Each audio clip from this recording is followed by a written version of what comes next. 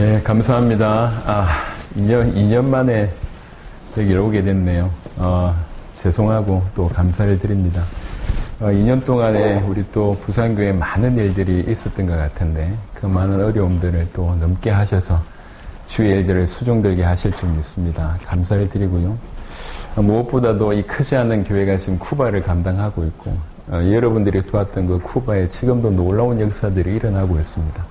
쿠바의 중요한 제자들은 다 이 부산교회를 두고 기도한 줄 믿습니다. 그러니까 여러분들이 쿠바 기도의 배경을 가지고 있는 분들이니까 힘을 내시길 바랍니다. 우리가 지금 마가복음을 계속 보고 있는 중에 있고요. 오늘 마가복음 10장 1절부터 16절입니다.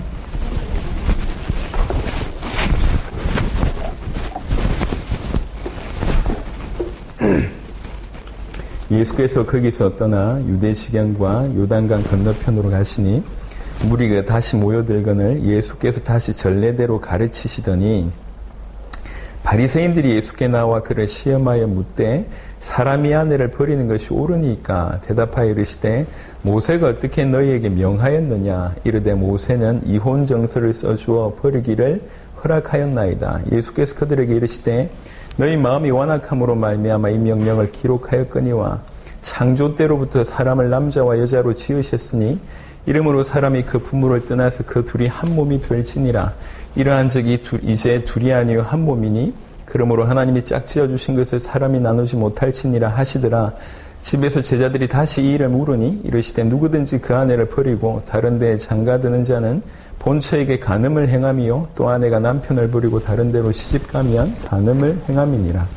13절부터 16절은 조금 이따 볼 거고요. 이제 먼저 1절부터 12절에 대한 내용을 좀 보면 표면적으로 볼 때는 그냥 단순히 이제 이혼 문제 아니면 가정 문제 이렇게 볼 수 있는데 이혼 문제, 가정 문제를 넘어서는 엄청난 것이 사실 도사리고 있습니다. 우리는 그 부분을 좀 볼 필요가 있겠다 생각합니다. 먼저 신명기 24장을 잠시 보겠습니다.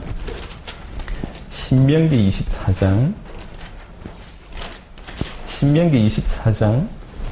1절 2절 보겠습니다. 신명기 24장 1절 2절입니다. 사람이 아내를 맞이하여 데려온 후에 그에게 수치되는 일이 있음을 발견하고 그를 기뻐하지 아니하면 이혼정서를 써서 그의 손에 주고 그를 자기 집에서 내보낼 것이요 그 여자는 그의 집에서 나가서 다른 사람의 아내가 되려니와 되어 있습니다. 사실 이 본문을 가지고 얘기한 겁니다. 모세는 이렇게 얘기했는데 당신은 어떻게 생각합니까? 요 얘기입니다. 그러니까 요 얘기를 얘기하고 있는데 여기 보면 24장 1절에 수치되는 일이 있음을 요 부분이거든요. 바리새파가 이것을 시험했어요. 바리새파가 시험했는데 바리새파 안에도 크게 두 가지 학파가 있었던 것 같습니다. 여전히 요 본문에 있어서는 하나는 샴마이라고 하는 학파가 있고요. 또 하나는 힐렐 학파라고 있는데 이 샴마이 학파는 굉장히 보수적입니다. 그래서 여기 수치를 뭐라고 해석했냐면 음행하는 것에만 수치를 포함합니다. 그러니까 샴마이 학파 입장에서는 음행하는 것 외에는 이혼하면 안 된다. 이렇게 보는 겁니다. 그런데 힐렐 학파는 약간 좀 자유적인 어떤 그런 색깔이 있나 봐요. 그러니까 수치되는 일은 무조건 이혼의 사유가 된다는 거죠. 그래서 아내가 밥하다가 태웠다. 수치다. 잘라버려요. 이해되십니까? 무슨 말인지?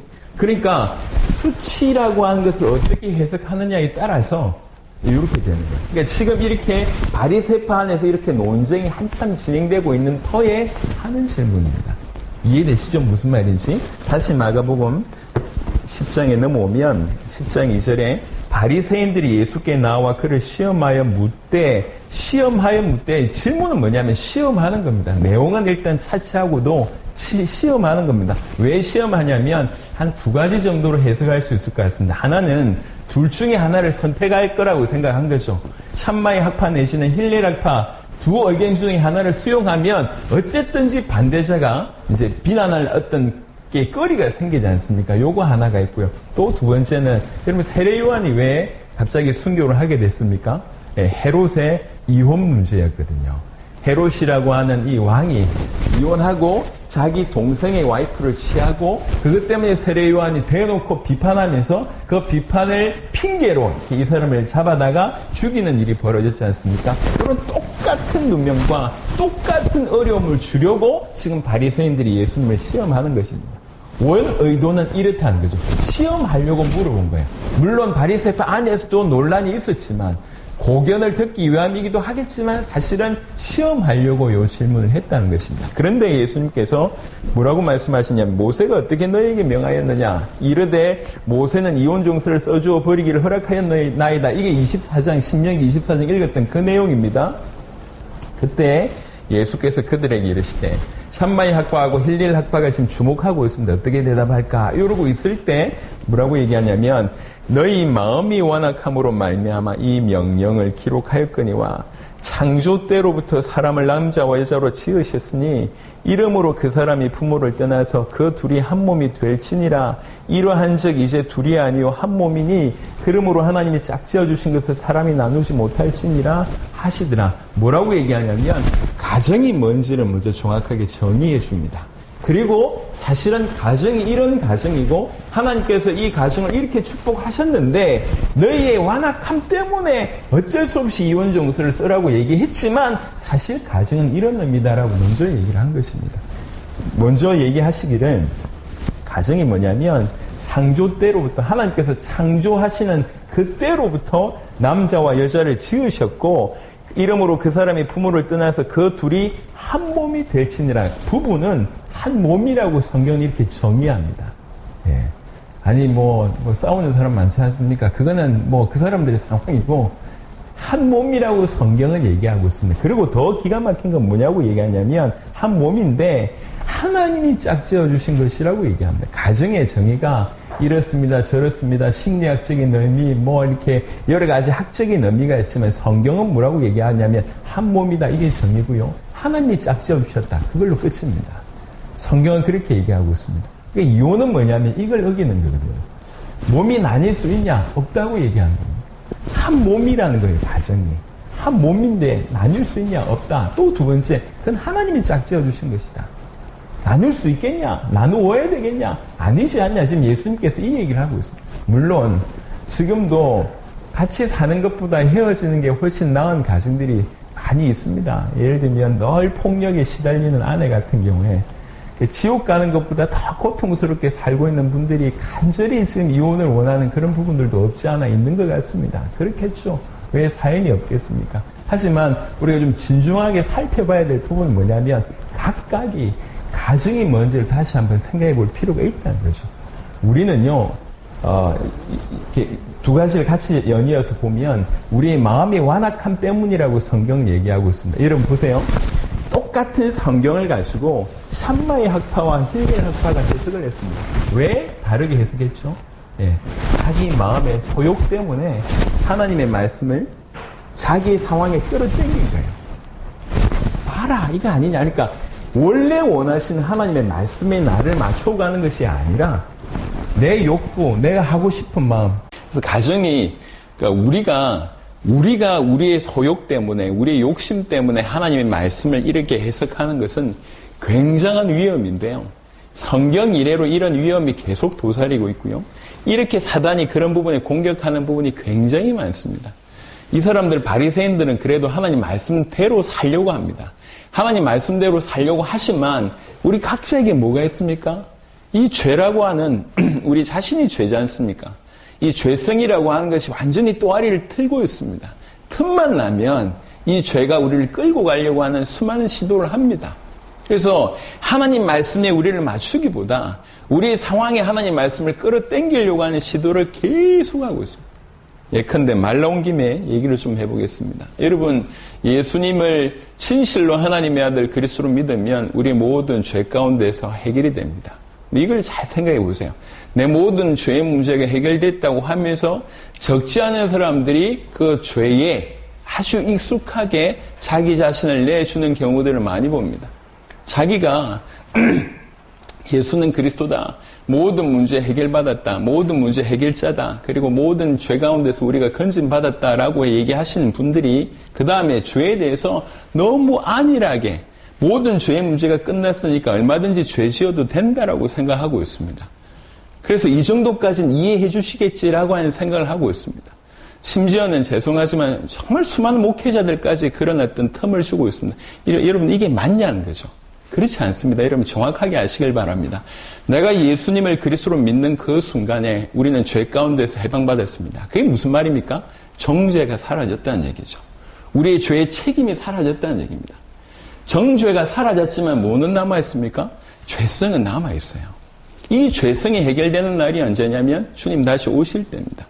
그러면 구원받아서 죄 가운데 정죄 가운데서 해방받은 사람은 어찌 살아야 됩니까? 예, 우리 죄성과 싸우는 삶을 살아야 된다는 거죠. 그게 성경에서 하는 말입니다. 로마서 6장을 한번 보겠습니다. 로마서 6장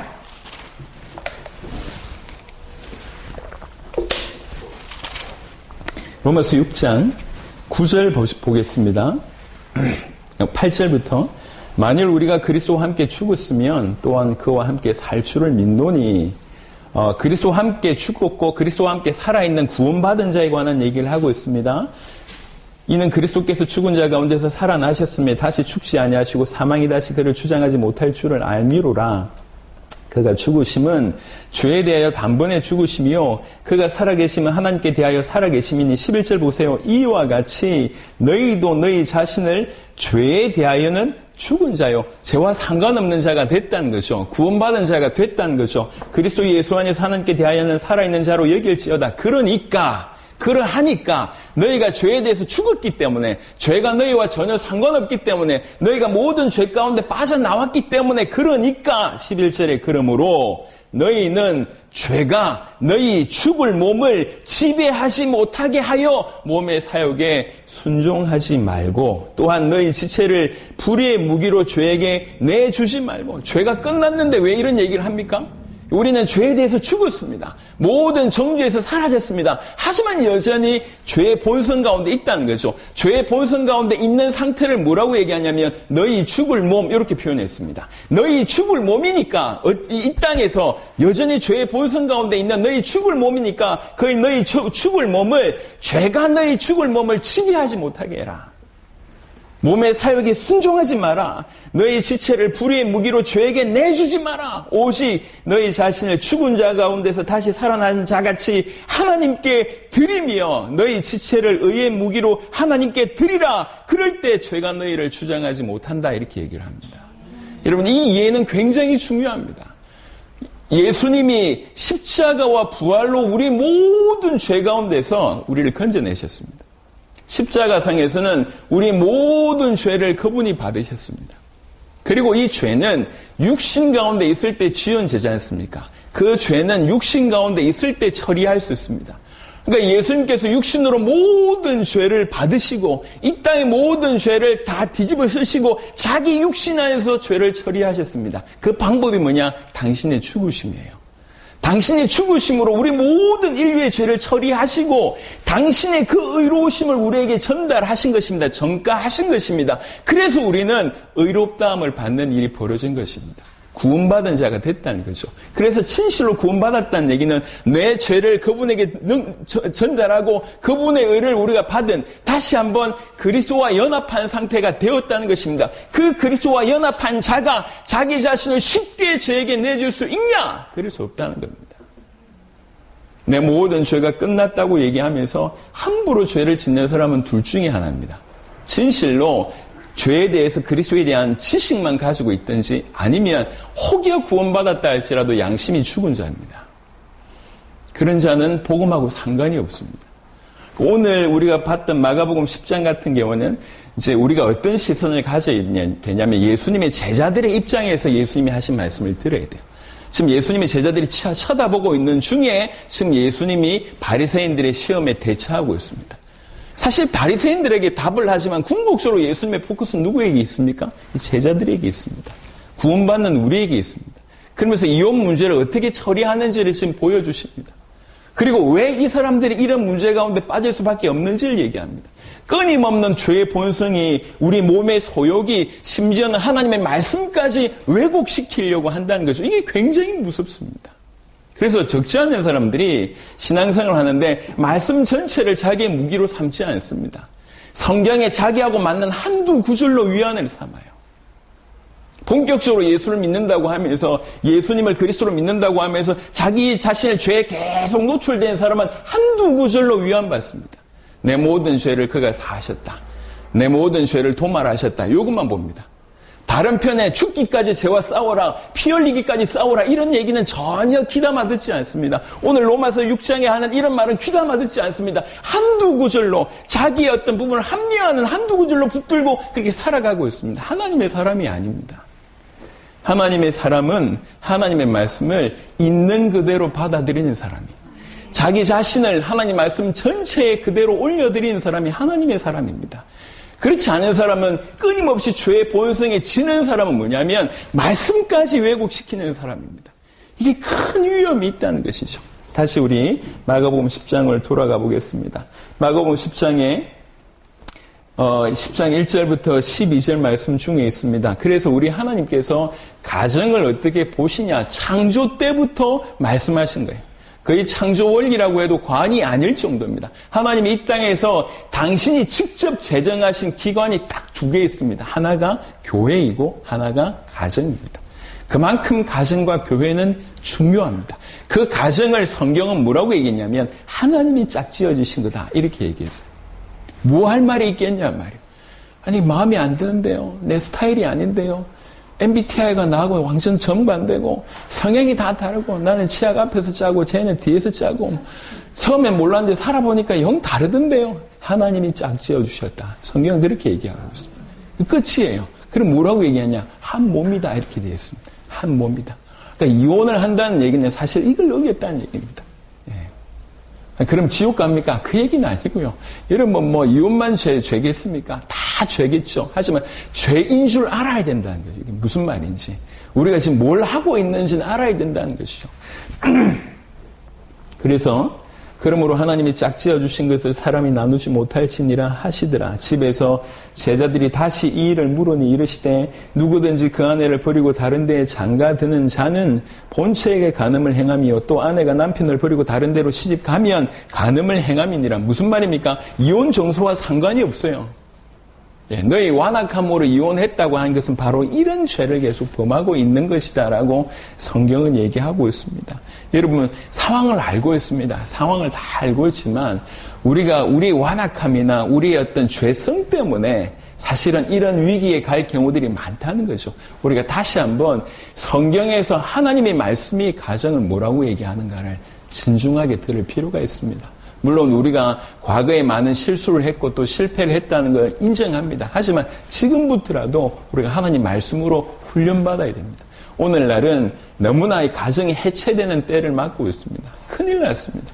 이유도 너무 특별히 그 가정의 해체를 이혼을 조장하는 분위기 중에 하나가 뭐냐면 이제 사람이 가지고 있는 그 뭐 이렇게 인권에 관한 얘기를 하면서 오히려 자기가 선택할 권리가 있다고 얘기합니다. 그러니까 인권을 자세하게 보면 너무 사람을 위하는 것 같지만 적지 않은 부분에 하나님과 반대, 성경과 반대되는 부분들이 참 많습니다. 우리는 하나님 말씀 앞에 서야 됩니다. 특별히 가정의 부분도 그렇다고 하는 것을 우리가 한번 짚고 넘어갈 필요가 있습니다. 하지만 오늘 이 본문은 그냥 단순히 이혼 문제나 가정 문제를 다루는 게 아니에요. 이 본문은 지금 어떤 배경 가운데 있냐면 이제 예수님께서 3차 갈릴리 사역을 마치고 이제 마지막으로 예루살렘으로 가고 있는 중입니다. 이제 곧 가서 예루살렘에서 곧 이제 예수님 붙잡히시고 십자가 지시고 못 박히시게 되는 바로 그 앞에, 바로 그 장면, 지금 그 잡히려고 가고 있는 바로 그때입니다. 그때 지금 이혼이 중요하냐 그 얘기를 하는 게 아닙니다. 그래서 마가복음 16장, 10장 전체를 보면 포인트가 하나 있습니다. 그게 뭐냐면 하나님의 나라라고 하는 포인트입니다. 하나님의 나라 안에서 이걸 보라는 거죠. 하나님의 나라라고 하는 부분에 이것들을 깨달으라고 지금 얘기를 하고 있습니다. 13절부터 좀 보시면 조금 더 이해하기 쉽겠다고 생각합니다. 사람들이 예수께서 만져주심을 바라고 어린아이들을 데리고 오매 제자들이 꾸짖건을 지금은 좀 많이 달라졌지만 우리도 예전에 어린아이들이나 이런 아이들은 이제 별로 이제 이렇게 죄송합니다. 사람 취급을 다 안 했잖아요.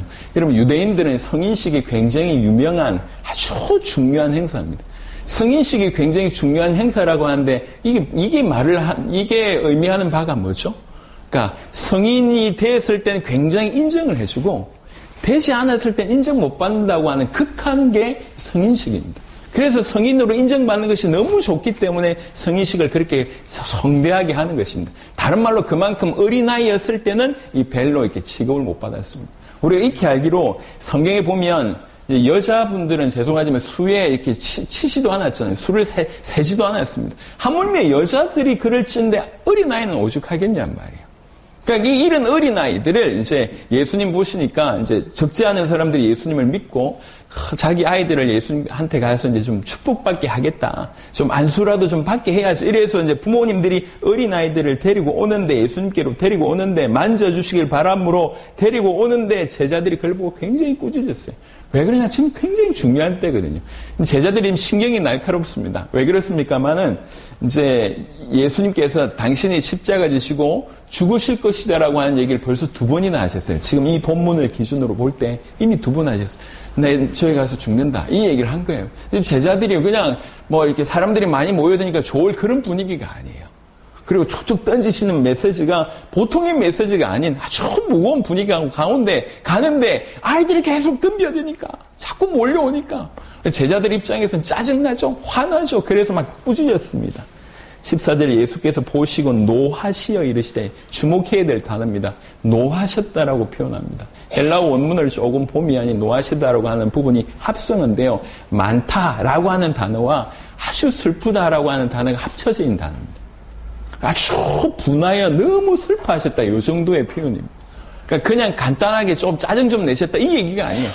그만큼 이 일에 지금 얘네들이 지금 무슨 일을 하고 있어요? 이렇게 아주 화를 내시면서 말씀을 하신 겁니다. 어린 아이들이 내게 오는 것을 용납하고 금하지 말라.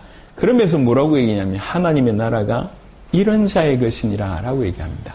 어린 아이와 같은 자, 이런 자의 것인. 무슨 말입니까? 뭐 설명할 수 있는 부분들이 굉장히 많지만 우리 성경은 성경으로 해석해야 되니까 우리 마태복음 18장을 한번 보겠습니다. 마태복음 18장 1절부터 3절 보겠습니다. 그때에 제자들이 예수께 나와 이르되 천국에서는 누가 크니까? 예수께서 한 어린아이를 불러 그들 가운데 세우시고 이르시되 진실로 너희에게 이르노니 너희가 돌이켜 어린아이들과 같이 되지 아니하면 결단코 천국에 들어가지 못하리라. 그래놓고 4절에 그러므로 누구든지 이 어린아이와 같이 자기를 낮추는 사람이 천국에서 큰 자니라 라고 얘기를 합니다. 그래서 어린아이와 같은 자, 이런 자가 하나님의 나라가 이런 자의 것이니라라고 얘기할 때 마태복음 18장과 비교하다 보면 어떤 부분이냐면 자기를 낮추는 자라고 하는 것이죠. 이건 어떤 거냐면 그냥 겸손하다는 얘기를 하는 게 아닙니다. 마태복음 5장을 잠시 보겠습니다. 마태복음 5장에 너무 잘 아는 말씀이지만 산상보훈의 첫 구절은 3절입니다. 5장 3절에 심령이 가난한 자는 복이 있나니 그러면서요 천국이 그들의 것이며 이게 다 연결되는 얘기입니다. 그냥 자기를 낮춘다라고 얘기할 때 겸손을 넘어서서 심령이 가난한 거예요. 무슨 말입니까? 나 스스로는 절대로 하나님의 나라에 들어갈 수 없습니다. 나는 죄인입니다. 나는 죄밖에 지은 것이 없습니다. 나는 죄의 장아찌입니다. 나는 죄의 덩어리입니다. 처음부터 끝까지 죄인입니다. 어떤 특별한 상황과 특별한 환경이 되어지면 여실 없이 죄를 지을 수밖에 없는 그런 자입니다. 그래서 나는 구원자가 필요합니다. 이게 가난한 자입니다. 이게 심령이 가난한 자입니다. 이게 자기를 낮추는 자입니다. 나는 오직 주님이 필요합니다. 이게 어린아이와 같은 자입니다. 바로 그 어린아이와 같은 자에게 하나님의 나라가 임한다고 얘기합니다. 이게 마태복음 5장 3절에 대한 얘기고 마태복음 18장 1절부터 4절에 대한 내용입니다. 이게 필요한 것 같습니다. 여러분, 우리가 이 땅에 사는 방법은 철저하게 내 힘과 내 능으로 내가 가지고 있는 무엇으로 아니면 내 업적으로 라고 하는 방식인데 하나님께 나아갈 때 그 방식은 여실히 무너져야 됩니다. 완전히 다른 방법이어야 합니다. 나는 아무 소망이 없는 자입니다. 그래서 중요한 것 중에 하나는 회개입니다. 회개는 자기 자신을 정말로 인정하는 거예요. 자기 자신을 깊이 보는 겁니다. 제가 지금까지 그래도 우리나라와 전 세계에 정말 귀중하게 쓰임받는 분들과 이제 많이 소통을 하고 있습니다. 내일도 이제 이면수 목사님하고 또 만나기로 했고, 이제 김종기 선교사님하고도 계속 교제하고 있는 중인데, 이제 귀한 분들이 있어요. 이렇게 이런 분들 보면 정말 철저하게 자기 자신을 낮춥니다. 겸손이 아니에요. 그러니까 제가 볼 때에 정말 하나님께 쓰임받았던 사람들이 특징이 이렇게 하나님이 은혜를 주신 거죠. 죄의 심각성을 인지하는 사람이에요. 죄가 얼마나 큰 문제인지, 내가 얼마나 큰 죄인인지라고 인지하는 사람. 이 죄를 그리스도께서 해결하셨다고 하는 것 때문에 그것에 대해 감사할 줄 아는 사람이 하나님 앞에 쓰임받는 사람이에요. 죄가 얼마나 심각한지, 자기가 죄인이라고 하는 것이 얼마나 중차대한 문제인지를 인지하지 않는 사람. 그냥 마치 보험 들듯이 너 죄인이고 예수님 십자가상에서 모든 문제 해결돼서 동의해 끄떡끄떡, 이게 아닙니다. 이건 복음이 아니에요. 그러니까 인생이 변화되지 않지 않습니까? 구원받았다고 하고 예수 그리스도로 안다고 하는데 그 인생이 안 바뀌지 않습니까? 그건 구원받은 게 아닙니다. 진실로 내가 죄인이다라고 얘기할 때 완전히 무릎 꿇을 수밖에 없는 그런 일이 벌어져야 됩니다. 저는 목회를 시작하기 전에 저한테 가장 큰 문제는 이것이었습니다. 내가 얼마나 큰 죄인인지 모르기 때문에 저한테 뭐가 없냐면 주님이 나를 위해서 십자가를 지셨다고 얘기할 때 감격이 별로 없는 거예요. 좋은 말인데 내 죄를 위해서 주님이 죽으셨다, 좋은 말이잖아요. 하지만 감격이 없어요. 왜 그러냐? 그 깊이 파들어가 보니까 내가 내 스스로 인정할 때 나는 남들보다 좀 괜찮은 놈이야. 내 죄는 요 정도밖에 없어. 라고 하는 정말 엄청난 교만함이 있다는 걸 알게 됐습니다. 예. 겉으로 볼 때는 남들보다 뭐 크다 큰 죄를 범한 것도 아니고, 뭐 내가 나를 볼 때 뭐 죽일 만한 그런 죄를 지은 게 아닌데, 내가 나를 볼 때 나의 죄가 그렇게 인정이 안 되었던 것이죠. 제가 그걸 붙들고 몇 개월을 기도했습니다. 하나님, 내가 죄인입니까? 예, 내가 지옥에 갈 만큼, 그리고 형량도 영원이란 형량을 받을 만큼 그런 큰 죄인입니까? 그냥 나보고 죄인이라고 얘기하면 제가 고개를 끄덕이겠는데, 뭐 크든지 작든지 똑같은 죄니까 그건 내 고개를 끄덕이겠는데, 내 죄가 너무 커서 형벌 받아야 될 곳이 지옥이라고 얘기하고, 내 죄가 너무 커서 그 형량이 영원이라고 얘기할 때 난 이건 인정이 안 됩니다. 이건 인정이 안 됩니다. 나를 깨닫게 해달라. 그게 유일한 기도의 제목이었습니다. 하루에 몇 번씩 엎드려 기도했습니다. 하나님, 내가 죄인입니까? 내가 죄인이라고 하면 어느 정도 큰 죄입니까? 내가 과연 영원한 지옥불에 꺼질 만한 그런 큰 죄인입니까? 난 인정이 안 됩니다. 깨닫게 해주십시오. 하나님의 은혜로 몇 개월 만에 그 기도의 제목들에 응답하셨고 제 수준에 맞게끔 깨닫게 하셨습니다.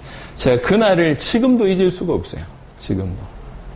눈물, 콧물, 침, 모든 걸 쏟으면서 그렇게 대성통곡해 본 적이 없습니다. 여러분, 우리는 죄에 직면해 봐야 됩니다. 예. 틀림없이 죄 앞에 서야 됩니다. 그냥 몸뚱아리 교회 왔다 갔다 하는 것은 그건 종교입니다. 예. 우리 주님은 당신의 모든 것을 내주셨습니다. 나의 죄 때문에 당신의 생명, 당신의 전부를 나에게 허락하셨습니다.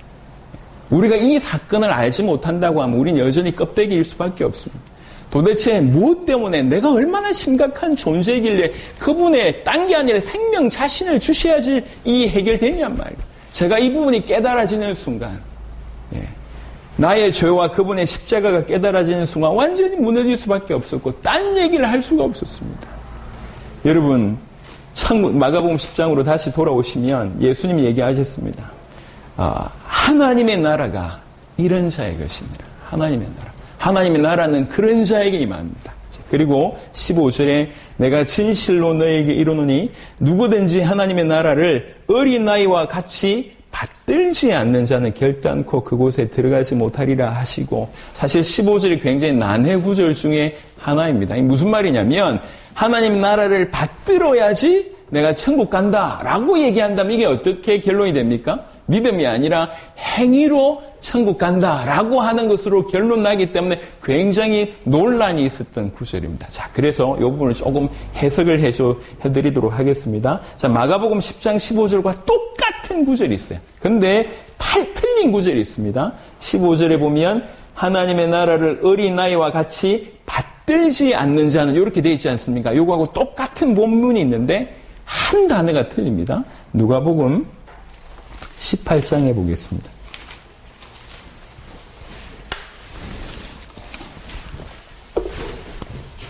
누가복음 18장 17절입니다.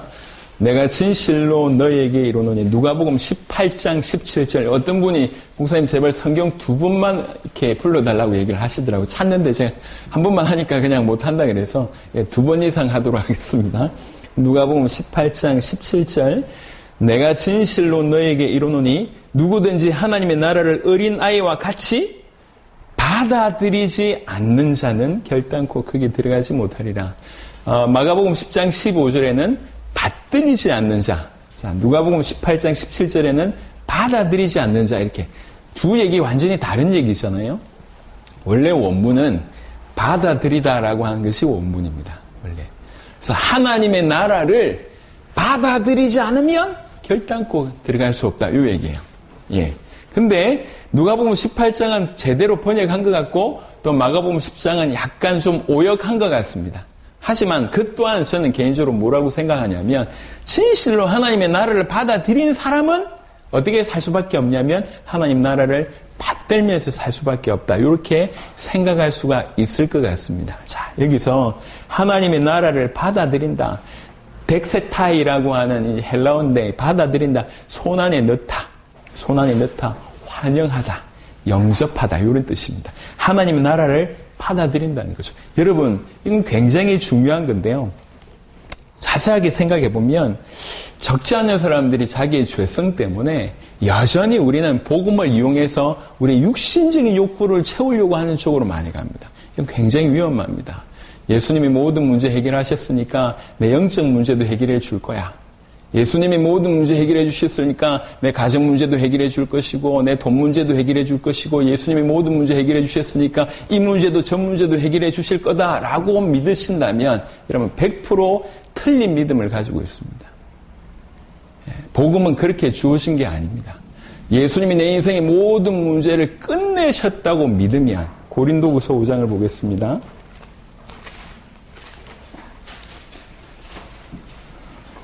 고린도후서 5장 15절 한 구절 보겠습니다.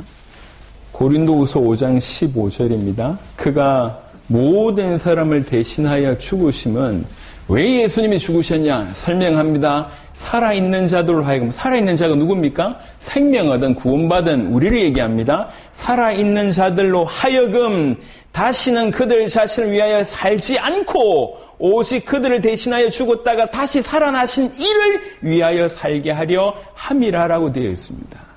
진실로 예수님을 그리스도로 믿는 자는 더 이상 자기를 위해서 사는 자가 아닙니다. 예수님이 그리스도이기 때문에 이 복음을 내가 받았기 때문에 그래서 내 육신 문제, 이 문제, 저 문제, 요 문제 모든 문제 해결해 주시겠지 천만의 말씀. 예수님을 그리스도로 믿는 자는 그 어떤 것도 이제 문제가 되지 않는 자가 되었습니다. 그래서 이런 자가 주를 위해서 살 수밖에 없습니다. 초대교회 예수님을 그리스도로 믿었던 자가 다 부자 되지 않았습니다. 다 만사형통 되지 않았습니다. 오히려 초대교회 때 예수님을 그리스도로 믿었던 자는 오히려 자기 목숨을 복음 때문에 아낌없이 내줘서 핍박이며 순교며 심지어는 자기 물질을 다 내놓아서 공동체의 삶을 살게 됩니다. 만사형통이 아니었어요. 오히려 더 자신을 육신적으로 볼 때는 문제 속으로 자신을 밀어넣었습니다. 하지만 어떤 것도 문제가 되지 않았습니다. 왜 그렇습니까? 예수님이 그리스도이기 때문에 그렇습니다. 예수님이 내 인생의 모든 문제를 완벽하게 해결하셨기 때문에 그렇습니다. 그걸 믿는 자는 더 이상 자기를 위해서 살지 않고 주와 복음을 위해서 살 수밖에 없다고 얘기를 하고 있습니다. 이게 하나님의 나라를 받아들이는 자의 모습입니다. 다시 15절에 들어오시면 마가복음 10장 15절 내가 진실로 너에게 이르노니 누구든지 하나님의 나라를 어린아이와 같이 받들지 않는 자는 결단코 그곳에 들어가지 못하리라. 먼저는 받아들이다 하고 표현하는 겁니다. 먼저는 하나님의 나라를 받아들여야 돼요. 전부 우리는 육신입니다. 우리가 인정해야 될 건 뭐냐면 하나님의 나라를 받아들여야 돼요. 하나님 나라는 크게 두 가지로 해석을 할 수가 있을 것 같습니다. 하나는 뭐냐면 이곳 아니고 저곳. 그러니까 우리가 어르신들이 보통 가지고 있는 생각, 저 천국. 머지않아 임하게 될 새하늘과 새 땅, 그것이 천국입니다. 우리가 그것을 인정해야 되고 받아들여야 됩니다. 또 하나 두 번째 하나님 나라의 의미는 뭐냐면 하나님이 통치하시는 곳입니다. 하나님의 장소적인 의미가 아니라 하나님의 통치, 이게 하나님의 나라입니다. 하나님의 나라. 그러니까 하나님의 나라를 내가 받아들인다고 하는 것은 이 땅이 전부가 아니라 그곳이 있구나. 지금 이게 끝이 아니라 영원한 곳이 있구나. 이건 지금 이 땅에 있는 것은 아주 단순하고 아주 찰나적인 삶이고 영원한 그 영광의 그곳이 있구나. 그곳이 곧 임하겠구나. 그것을 받아들이는 거예요. 심지어 받아들인다는 얘기는 이것을 우선순위로 내가 받아들이는 것이. 또 하나는 내가 내 인생의 주인이 아니구나. 나에게 하나님께서 통치하셔야 되구나. 그걸 받아들입니다. 그때 하나님의 나라가 임한다는 것입니다. 그걸 받아들인다는 거죠. 그래서 이렇게 받아들이는 자는 뭐 할 수밖에 없냐면 이 하나님의 나라를 받들고 산다는 것입니다. 여러분, 초대교회 3부터 지금까지 진실로 예수 믿는 자는 모든 억울함과 불편함과 고난과 고통에 자기를 내주는 삶을 살았습니다. 왜 저렇게 살까요? 왜 저렇게 억울하게 살까요? 육신적으로 볼 때는 그렇게 불신자 말로 얘기하면 재수 없는 삶이 없어요. 왜 저렇게 누구 말대로 XX 개고생 저런 고생을 하면서 하냔 말이에요. 하나님의 나라가 실제되지 않으면 살 수가 없어요. 하지만 뭐가 옳습니까? 그 하나님의 나라를 위해서 진실로 사는 게 이게 옳지 않습니까? 하나님 나라를 받들며 사는 게 이게 옳지 않냔 말이에요. 여러분, 우리는 어떤 나라를 받들고 있습니까? 세상의 나라입니까? 하나님의 나라입니까? 잘 보세요. 심지어는 하나님의 말씀, 이 엄청난 성경의 말씀, 우리에게 있었던 놀라운 하나님의 역사까지도 결국 자기 유익을 위해서 끌고 가고 있는 것이 우리의 본성입니다. 어떻게 교회 하나가 전 세계 100개국 이상의 현지 제자들을 찾아서 그들과 함께 세계복음을 하고 있습니까? 들어본 적이 있습니까? 10년 안 되는 세월 동안 저와 여러분들에게 허락하신 축복입니다. 놀랍지 않냔 말이에요. 이런 놀라운 하나님의 역사를 하나님께서 일으키셨는데 여전히 지금 나는 얼마나 나한테 육신적인 물질적인 유익이 되고 내 자녀가 잘 되고 우리 가정이 형통하고 이것만 바라고 있다는 거죠. 하나님의 나라를 받들어야 됩니다. 받들어야 됩니다. 받아들일 뿐만 아니라 받드는 자로 우리는 살아야 될 것입니다. 성경에 그럼 하나님 나라를 받든다는 게 뭔가요? 라고 얘기할 때 성경의 몇 구절 한번 보겠습니다. 여러분 스스로 판단해 보시길 바랍니다. 먼저는 마태복음 6장입니다. 여러분들이 너무 잘 아시는 말씀. 우리는 지금 제자의 입장에서 말씀을 들어야 됩니다. 이 마가복음 10장 우리에게 하시는 말씀입니다. 우리가 구원받은 자이기 때문에, 우리가 그리스도 예수의 피로 생명을 얻은 자이기 때문에, 전 세상을 살릴 수 있는 자이기 때문에 우리에게 말씀하시는 것입니다. 여러분들이 생각하는 것보다 여러분들은 훨씬 높은 수준입니다. 여러분을 통해서 지금까지 하신 일도 놀랍지만 앞으로 하실 일이 더욱 놀라워요. 여러분, 우리 아놀드 목사님 머릿속에 부산교회가 완전히 들어가 있습니다. 그의 무릎 속에 항상 부산교회는 있습니다. 여러분이 크지 않은 교회가 지금 한 나라를 살리고 있는 일을 하고 있습니다. 우리 각각은 부족할지 모르겠지만 이 교회를 통해서 주께서 그런 일을 행하셨습니다. 그래서 진실로 구원받아서 주의 나라를 앞당기는 데 쓰임받는 저와 여러분들이 어떻게 그 하나님 나라를 붙들어야 되냐, 받들어야 되냐, 마태복음 6장이 대표적으로 얘기하고 있습니다. 25절에 그러므로 내가 너희에게 이르노니 목숨을 위하여 무엇을 먹을까, 무엇을 마실까, 몸을 위하여 무엇을 입을까 염려하지 마라. 우리 모든 염려는 사실 이 염려 아니냐 말이에요. 심지어는 복음을 끌고 와서 지금 이거 해결하려고 하고 있지 않냐는 거죠. 이게 맞습니까? 아니라고 얘기하고 있습니다. 마태복음 6장 33절에 그런즉 너희는 먼저 그의 나라와 그의 의를 구하라고 얘기합니다. 하나님의 나라를 구하는 거예요. 하나님 나라를 어떻게 받들까? 이 땅에 살아가면서 하나님 나라가 어떻게 성취되는데 내 인생을 드릴까? 어떻게 하면 내 인생 속에 하나님이 통치하실까? 어떻게 우리 교회 가운데 하나님 나라가 임하가 하나님의 통치가 우리 가운데 임할까? 그걸 고민하고 이 땅에 그 영원한 하나님의 나라, 그 영원한 천국이 이 땅에 임하는데 나는 어떤 삶을 살아가야 되는가? 이게 하나님 나라를 받드는 삶입니다. 무엇을 먹을까 마실까, 무엇을 입을까는 중요하지 않습니다. 아무 중요하지 않습니다. 제가 순회 선교단 분들과 교제할 때마다 참 기가 막힙니다. 어떻게 이렇게 살 수 있는가? 자기 모든 소유를 다 버리고 먹는 거 입는 것까지 철저하게 전적으로 하나님만 의지하면서 하나님 나라와 선교 완성을 위해서는 기도해야 되겠다. 이래서 20년째 기도하는 분들을 제가 만나보면서 마음에 울컥해요. 다른 어떤 것도 그냥 기도하는데 생명 그 모습들을 제가 봤습니다. 하나님 나라를 받들고 있냔 말이에요. 우리는 둘 중에 하나입니다. 세상 나라를 받드냐 아니면 하나님 나라를 받드냐. 둘 중에 하나입니다. 우리는 하나님 나라를 받들어야 하는 사람입니다. 우리 마가복음 10장에 다음 주에 좀 보겠는데요. 다다음 주에 마가복음 10장 오늘 읽었던 본문 이후에 29절부터 보시면 예수께서 이르시되 내가 진실로 너에게 이르노니 나와 복음을 위하여 집이나 형제나 자매나 어머니나 아버지나 자식이나 전토를 벌인 자는 마가복음 10장 29절 30절입니다. 현세에 있어 집과 형제와 자매와 어머니와 자식과 전토를 100배나 받되 박해를 겸하여 받고 내세의 영생을 받지 못할 자가 없느니라. 여러분 29절에 하는 말입니다. 나와 복음을 위하여 하나님 나라를 위하여 형제나 자매나 어머니나 아버지나 자식이나 전토를 벌인 자는 벌이란 얘기가 아닙니다. 여기에서 포인트는 뭐냐면 그것보다 이것이 우선이다라고 하는 것입니다. 그 어떤 형제나 자매나 땅이나 그 어떤 것보다 하나님 나라가 우선이고 그 하나님 나라를 위해서 사는 자는 이런 복을 받는다라고 얘기를 하고 있습니다. 골로새 두 구절만 더 보겠습니다. 신약 성경에 골로새서 4장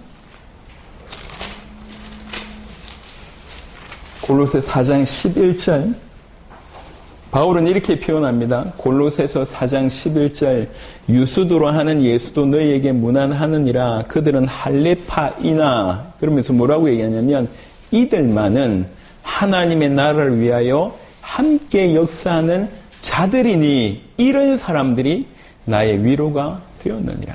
정말 수많은 사람들이 바울을 통해서 복음을 받았습니다. 하지만 적지 않은 사람들이 원래 자기의 곳으로 돌아가고 자기의 소욕, 자기의 죄성에 결국 굴복하는 그런 일이 벌어졌는데 그 중에 소수가 여전히 남아서 하나님 나라를 위하여 함께 역사하고 있다고 얘기하고 그런 것이 나에게 큰 위로가 된다고 얘기합니다. 우리 지금 때도 마찬가지입니다. 정말 전부 다가 교회 안에 있다고 하면서도 전부 다가 자기 육신을 위해서 복음을 이용하고 자기 육신을 위해서 하나님 이용하고 자기 육신을 위해서 모든 교회를 이용하는 삶을 살고 있지 않습니까? 왜 큰 교회에 사람들이 많이 모일까요? 많은 유익이 있지만 육신적인 이유 때문입니다. 제가 청년 때부터 도왔던 친구들이 있고요. 교회 내에서 결혼을 했어요. 근데 아이를 딱 낳았더니 저한테 와서 아주 심각하게 얘기했어요. 그때 교회가 많이 크지 않았습니다. 지금도 많이 크지 않지만. 목사님, 저 교회로 옮겨야 되겠습니다. 어디로 가려고 하냐? 저 큰 교회로, 대표적인 교회로 가야 되겠습니다. 왜 그러는데? 아이를 위한 프로그램과 그 시스템이 잘 돼 있대요. 자기 아이를 위해서 그곳에 가야 되겠다고 얘기하길래 제가 얘기를 했습니다. 좀 몇 가지 얘기를 했는데 도무지 먹혀들지 않더라고요. 그래서 이제 보냈습니다. 그러니까 많은 생각을 하게 됐습니다. 필요하겠죠. 근데 이 친구는 예배 때마다 졸아요. 엄마가. 예배 때마다 조는 애예요. 근데 자기 위해서는, 자기 아이를 위해서 자기가 복음을 받아서 복음을 활바로 전달하기보다는 좋은 곳이, 큰 교회 가면 얻어지는 유익들이 많지 않습니까? 필요하겠죠. 하지만 안타까운 것이, 전부 자기 유익을 위해서. 자기 자녀들, 자기 가정을, 육신적인 이익을 위해서. 그러니까 주와 복음에서 자기 인생을 온전히 던지겠다 이런 개념이 사라졌습니다. 이게 문화일지라도 성경적이지는 않습니다. 우리가 복음 앞에 서야 돼요. 하나님 앞에 서야 됩니다. 주님이 뭘 원하시는지를 데살로니가 후서 1장 보겠습니다. 데살로니가 후서 1장 5절입니다.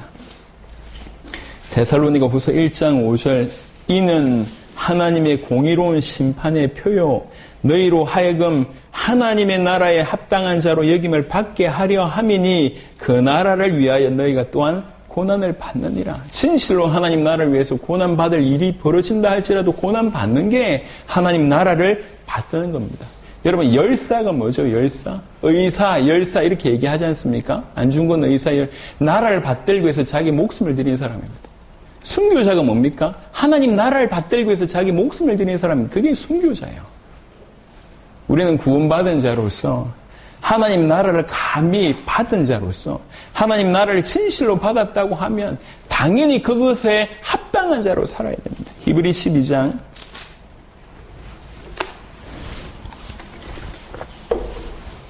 28절 마지막 구절 보겠습니다.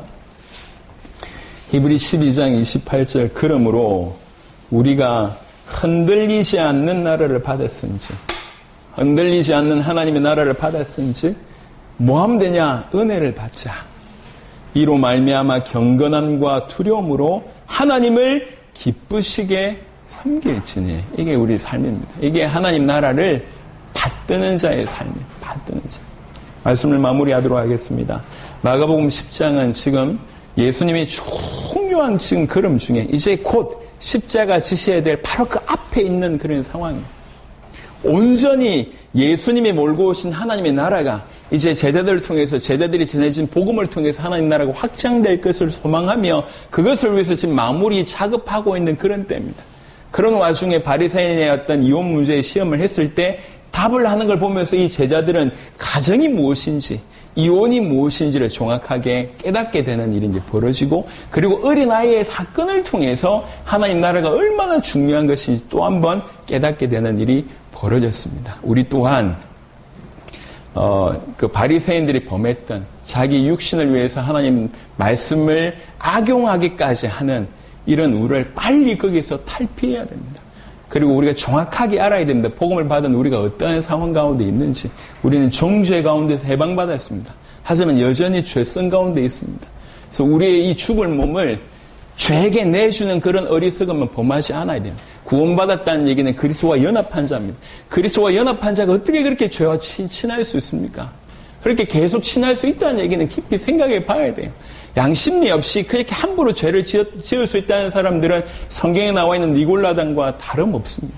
우리가 정말 우리가 누군지를 알아야 된다. 그래서 완악함 가운데 우리가 넘어질 것이 아니라 복음으로 이 완악함을 넘어설 뿐만 아니라 동시에 하나님 나라를 받드는 자로 우리는 가야 된다는 거죠. 내 육신을 위해서 말씀을 이용하는 자가 아니라 오히려 내 육신을 쳐서 복종하며 하나님 나라를 받드는 자로 하나님 나라를 위해서 사는 자로 가는 것이 하나님께서 우리에게 주신 마가복음 10장의 오늘 메시지이라 생각을 합니다. 정말 이 마지막 때에 하나님 나라를 잘 받들어서 하나님 나라를 잘 섬겨서 하나님 나라를 위해서 역사함으로 바울이 얘기했던 것처럼 참 큰 힘이 된다. 위로가 된다. 우리 주님이 우리를 보실 때 그렇게 칭찬해 주시기를 바랍니다. 특별히 부산교회는 지금까지 그러했지만 앞으로도 쿠바를 살리고 세계를 살리는 아주 중요한 그런 역할들을 하게 되실 줄 믿습니다. 그래서 여러분들을 아주 강력하게 훈련시키셨다. 개인적으로 생각합니다. 2년 동안 보니까 안 아픈 분이 없고 마음 안 아픈, 육신 안 아픈 분이 없었어요. 근데 그 고난의 과정을 다 뚫고 우리는 이렇게 딱 이 자리에 앉아 있습니다. 하나님이 우리를 다루셨는 줄 믿습니다. 여러분을 통해서 부산 복음 가득한 교회를 통해서 하나님 나라가 크게 확장될 줄 믿고 주님께 영광을 돌려드립니다. 이 시간 같이 한번 기도하겠습니다. 짧지만 기도했으면 좋겠습니다. 오늘 광명에서는 반주를 좀 부탁드리고요. 같이 기도했으면 좋겠습니다. 주님, 진실로 하나님께서 오늘 우리에게 주신 말씀들을 우리가 소화할 수 있도록 그래서 내 육신대로 심지어 말씀까지 활용하는 자가 안 되게 하시고 진실로 우리가 죄 가운데서 해방받은 자로 우리 육신을 하나님께 드리는 그런 자가 될 수 있도록 기도하고 하나님 나라를 받아들이며 하나님 나라를 받드는 그런 인생이 될 수 있도록 우리 차분하게 한 2, 3분 정도 또 때로는 간절하게 한 2, 3분 정도 간절히 기도하시고 그 다음에 제가 기도하도록 하겠습니다. 기도하겠습니다. 하나님